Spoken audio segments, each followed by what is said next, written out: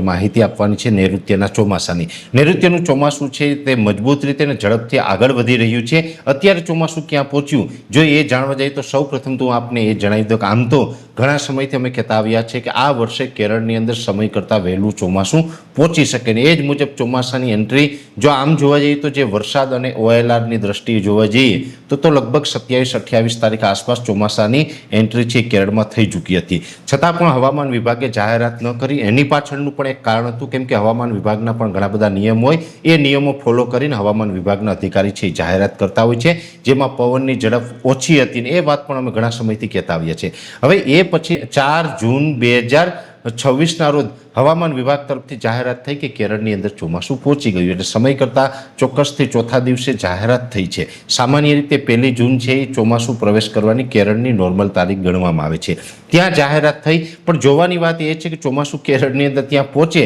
તો એટલું ઝડપથી આગળ ન વધે કે માત્ર 24 કલાકની અંદર 3 રાજ્યોને પાર કરી ચૂકે। હવામાન વિભાગનું બીજું સ્ટેટમેન્ટ ગઈકાલે જોવા જઈએ તો કોંકણ ગોવા સુધી ચોમાસું પહોંચી ગયું એટલે કે 4 તારીખે કેરળમાં પહોંચ્યું ત્યાંથી આગળ વધી અને કર્ણાટક આખું રાજ્ય પાર કરી અને કોંકણ ગોવા પહોંચી ગયું અને આજે 6 જૂન 2026ના રોજ ચોમાસું છે તે દક્ષિણ મહારાષ્ટ્ર સુધી પહોંચી ચૂક્યું છે। હવે આમ જોવા જઈએ તો હવામાન વિભાગ છે એમનું સ્ટેટમેન્ટ એમની રીતે બરાબર જ છે એમાં ખોટું કશું જ નથી પણ કહેવાનો મતલબ એ છે કે પવનની ઝડપ હતી એ